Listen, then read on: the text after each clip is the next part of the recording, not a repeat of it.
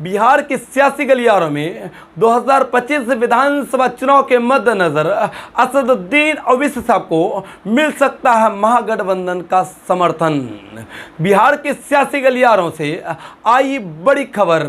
जी हां दोस्तों, आपको बताता चलूं, बिहार में असदुद्दीन ओवैसी साहब बड़ा खेला कर सकते हैं, क्योंकि दोस्तों आपको बताता चलूं, बिहार में इस वक्त असदुद्दीन ओवैसी साहब 2024 लोकसभा चुनाव को लेकर 10 प्रत्याशियों को बिहार की सियासी गलियारों में चुनावी मैदान में उतारे हैं और 10 के 10 प्रत्याशियों के हक में काफ़ी ज़्यादा वोट होने की संभावनाएं बताई जा रही है, जिससे विपक्षी दलों में खौफ का माहौल है। और इसी को देखकर खबरें सामने निकल कर आ रही है कि कहीं असदुद्दीन ओवैसी साहब से डर करके तेजस्वी यादव साहब महागठबंधन में असदुद्दीन ओवैसी साहब को शामिल कर सकते हैं, यानी एआईएमआईएम पार्टी को महागठबंधन का हिस्सा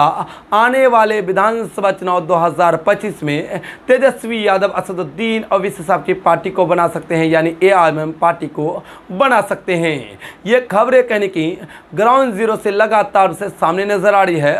और उसी को लेकर ही लोकसभा चुनाव 2024 के मद्देनजर 40 बिहार की लोकसभा सीटों में से 10 लोकसभा सीटों पर एआईएमआईएम पार्टी चुनाव लड़ रही है, ताकि तेजस्वी यादव डर करके एआईएमआईएम पार्टी से गठबंधन करे। और ऐसा कहने की लोगों का मानना है, एक्सपर्टों का मानना है कि अंतिम घड़ी में हो सकता है और तेजस्वी यादव मजबूर होकर असदुद्दीन ओवैसी साहब को अपने गठबंधन का हिस्सा बना सकते हैं, यानी असदुद्दीन ओवैसी साहब को महागठबंधन में जोड़ सकते हैं। दोस्तों, क्या आप चाहते हैं कि असदुद्दीन ओवैसी साहब को महागठबंधन के मुखिया तेजस्वी यादव हिस्सा बनाए या फिर ना बनाए? क्या असदुद्दीन ओवैसी साहब को महागठबंधन के साथ मिलकर के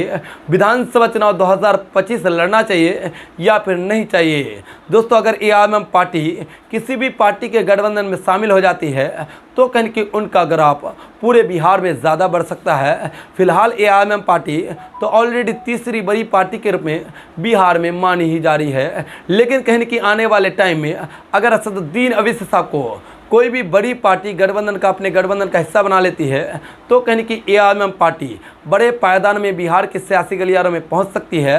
और एआईएमआईएम पार्टी के नेताओं को उनका हक मिल सकता है और मुसलमानों को, दलितों को, पिछड़ों को उनका अधिकार मिल सकता है। इसी वजह से कहीं कि अख्तर इमाम साहब ने बड़ा खेला करते हुए 10 लोकसभा की सीटों पर फिलहाल लोकसभा चुनाव 2024 बिहार में लड़ने का ऐलान किया है। साथ ही आने वाले विधानसभा चुनाव में गठबंधन करने को लेकर भी कहीं की बड़ी बड़ी पार्टियों को खुली चुनौती दी है, जिससे खबरें सामने निकल कर आ रही है कि एआईएमआईएम पार्टी से आने वाले विधानसभा चुनाव 2025 में गठबंधन कर सकती है, यानी तेजस्वी यादव महागठबंधन में असदुद्दीन ओवैसी साहब की पार्टी ऑल इंडिया मजलिस इत्तेहादुल मुस्लिमीन को